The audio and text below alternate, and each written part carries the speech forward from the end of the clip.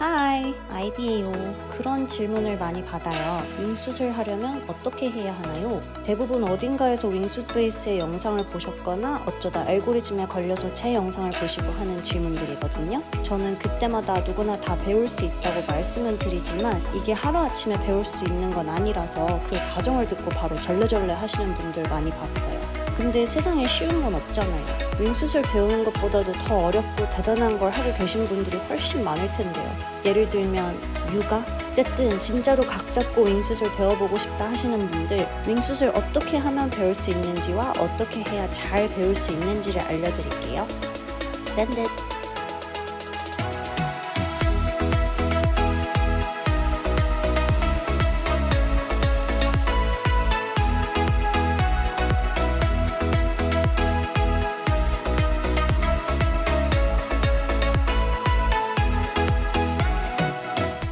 윙슛을 배우기 위한 요구사항들은 드랍존마다 달라요. 하지만 모두에게 공통된 규정은 스카이다이빙 자격증을 따서 점프수 200회를 채워야 한다는 점이에요. 특전사분들 군대에서 고공 낙하하시죠? 그 점프들도 다 포함시킬 수 있어요. 근데 여러분, 점프수만 채웠다 해서 바로 윙슛을 배울 생각이라면 아주 험난한 윙슛 여정을 거쳐야 한다는 점 주의해주세요. 제가 그랬거든요. 이 영상을 보시는 분들께서는 저처럼 고생 마시고 더 스무스한 윙슛 커리어를 시작할 수 있길 바라는 마음에 만든 영상이니까 집중해주시길 바래요. 일단 스카이다이빙 첫 200회 동안 윙슛을 잘하기 위해서 미리 배워놓을 수 있는 것들이 많거든요. 사람마다 다른 방식이 있겠지만 저는 이 4가지만 조금씩 터득해 놓는다면 정말 순조롭게 시작하실 수 있을 거라 믿어요. 터널 코칭, 트래킹 슈트, 캐노피 코칭. 윙슛은 일반 스카이다이빙하고는 달라요. 아시다시피 윙슛을 입음으로써 우리의 몸에 날개가 달아지게 되는데 그 날개를 사용하면서 비행할 때의 원동력은 우리 몸에 있거든요. 결론적으로 우리 몸을 컨트롤하는 법을 배우지 못하면 비행을 하면서 아주 어려움을 느끼실 거란 얘기예요.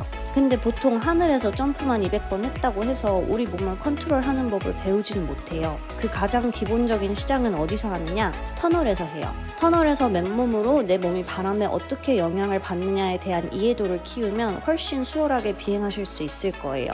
터널에 가시면 터널 코치가 순서대로 차근차근 가르쳐 드릴 거고요. 벨리 플라잉부터 아주 기본적인 프리 플라잉까지는 해 놓으시는 게 도움이 많이 되실 거예요. 한 가지 또 알려드리자면 프리 플라잉을 배운 사람들은 윙슛을 잘해요. 근데 그걸 스킵하고 윙슛만 배운 사람들은 윙슛만 잘해요.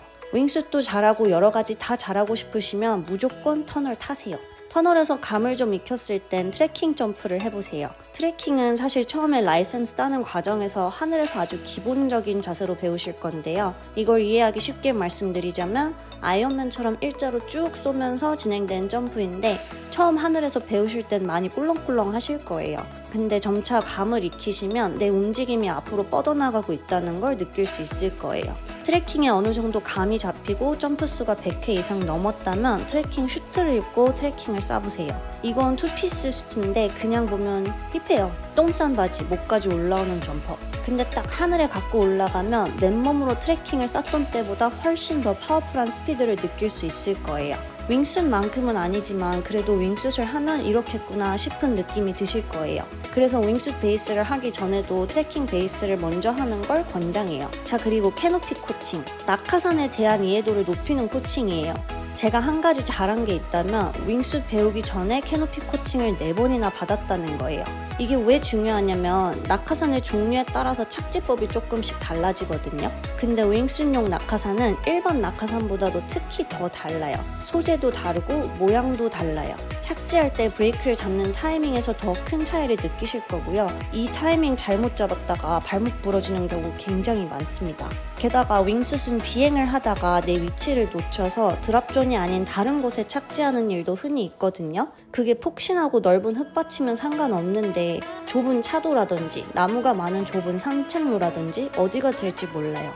그런 상황에 대비해서 캐노피 코칭을 받을 때 캐노피 컨트롤을 하는 법을 꼭 익혀놔야 해요. 기억하세요. 스카이다이빙을 하다가 나는 사고, 부상의 대부분은 낙하산을 피고 나서부터 일어나요. 주로 플라잉을 하는 도중에 다치는 일은 많이 없어요. 하늘에서 굴러봤자 부딪힐 게 뭐가 있겠어요. 그냥 리커버하고 제때 낙하산 피면 되죠. 처음에 점프수 200번 채우면서 낙하산 바뀌는 일 많을 거예요. 캐노피를 여러 개 타보면서 나랑 맞는 캐노피가 뭔지 감이 잡혀야 내 장비를 살 수 있으니까요. 그때마다 코칭 받는 거 권장드려요. 새로운 캐노피에 대한 설명을 들으면서 거기에 맞는 코칭을 받는 것도 하나의 이유지만 여러 캐노피를 타면서 코칭을 받게 되면 후에 어떤 캐노피를 타던 이 캐노피는 어떻게 타야 한다는 감이 생기거든요. 그래서 윙순용 캐노피를 타는 도중에도 어느 상황이 닥쳐도 당황하지 않고 착지하실 수 있는 감이 생길 거예요.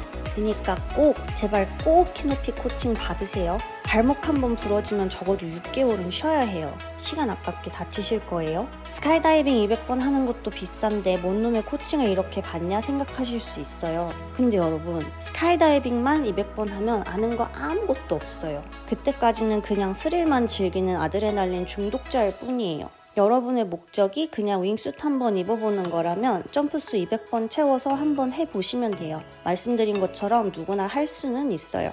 근데 한번 입어보고 끝나는 게 아니라 후에 윙수트로 더 장대한 계획이 있으시다면 제가 말씀드린 것들을 생각하면서 해보셔요.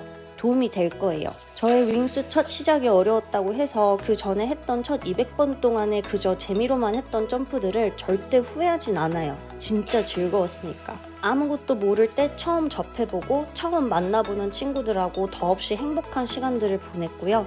모를수록 더 재밌었어요. 다만 진작 열정과 목적을 가지고 점프했더라면 지금 좀 더 멋진 점퍼가 돼 있지 않았을까 하는 생각이 드는 건 어쩔 수가 없네요. 그리고 이미 다 배워보신 분들 중에 이걸 다 했는데 나는 왜 안 되는 거야 하는 분들, 그냥 아직 몸이 안 익혀진 거예요. 어떻게 해야 하는지 머리로 굳이 이해할 필요 없어요. 생각하지 마세요. 그냥 하세요.